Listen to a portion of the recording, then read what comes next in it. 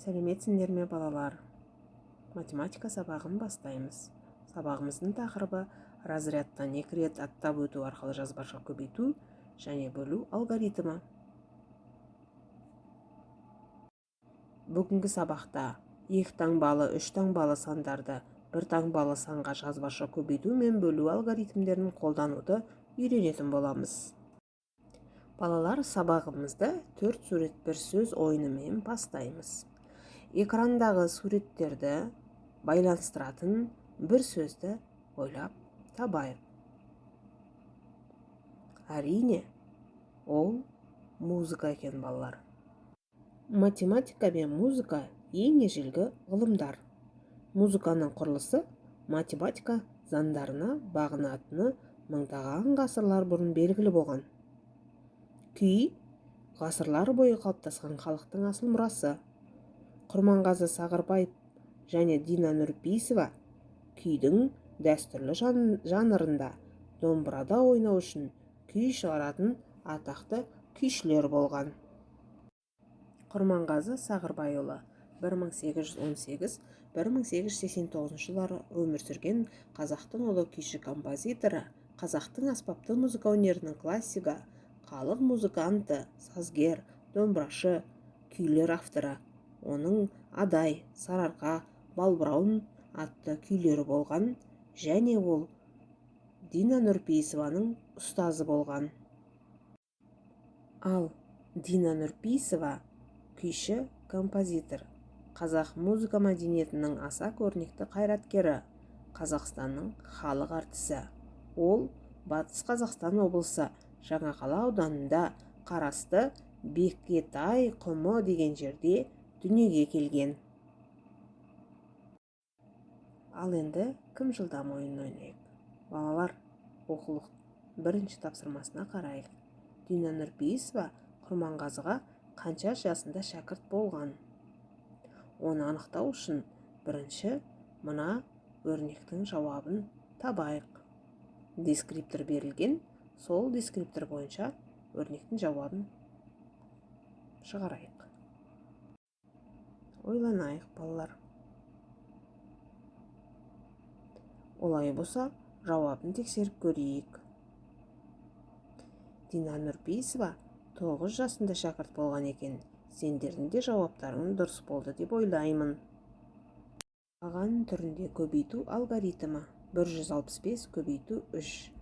Бірінші көбейткішіміз 3 таңбалы сан, екінші көбейткішіміз 1 таңбалы сан. Бірліктің астына бірлікті жазам.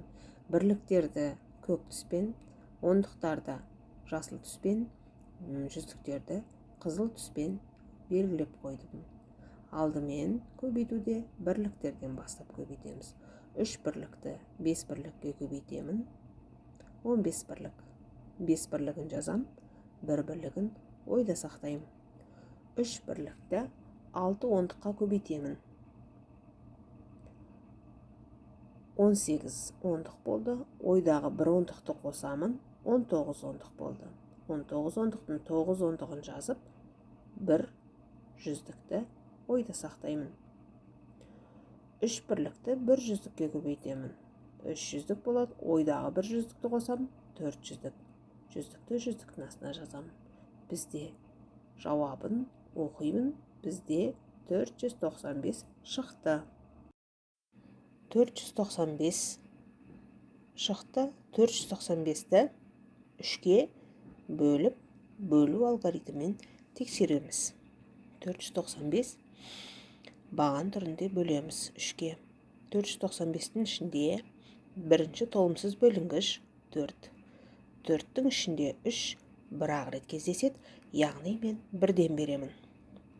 1-ді 3-ке көбейтемін. 3, 4, бірінші толымсыз бөлінгіштің астына жазамын. 4-тен 3-ті азайтамын. Бізде 1 шықты. 1-ді жанына 9-ды түсіремін. 19 шықты. 19-дың ішінде 3 6 рет кездеседі бізде. Яғни мен 6-дан беремін жуық санды. 6 жердегі 3-ім 18. 18-ді 19-дың астына жазамын. Және азайтамын.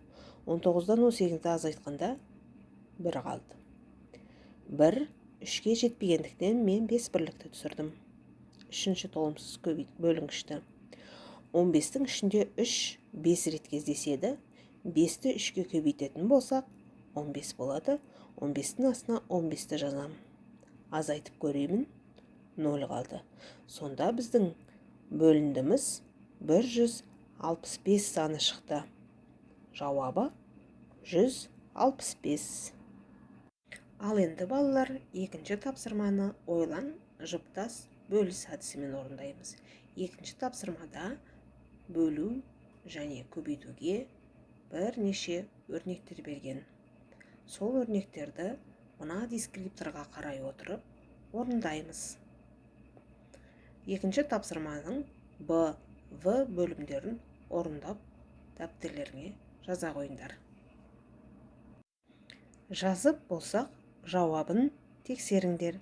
Сендердің де жауаптарың дұрыс шықты деп ойлаймын. Келесі тапсырма оқулығымыздың 3-ші тапсырмасы. Ол тапсырманы сен маған, мен саған әдісі арқылы орындаймыз, балалар. Дескрипторына көріп, танысып, осы дескриптор бойынша толықтырып шығарыңдар. Жауабын тексеріңдер, балалар. Сендердің де жауаптарың дұрыс шықты деп ойлаймын.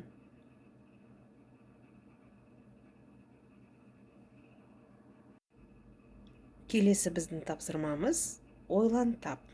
4-ші тапсырма оқулығымыздың.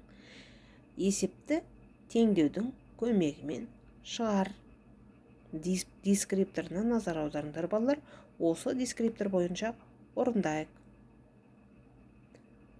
Орындап болсаңдар, жауабын тексерейік. Сендердің де жауаптарың дұрыс шықты деп ойлаймын. Балалар, сабағымыздың соңында көбейту және бөлу алгоритмін балық қаңқасы арқылы сабағымызды қорытындылайық. Жазып болсақ, жауаптарыңды тексеріңдер. Сендердің де жауаптарың дұрыс жазылды деп ойлаймын. Ал енді үйге тапсырма оқулығымыздағы 6-шы тапсырманы орындап келеміз. Ал балалар, сабағымыздың соңында мен сабақты жақсы түсіндім, көңілді болды дегендерің бірінші күлегешті көрсетеміз. Мен сабақты толық түсінген жоқпын дегендерің екінші күлегешті көрсетеміз.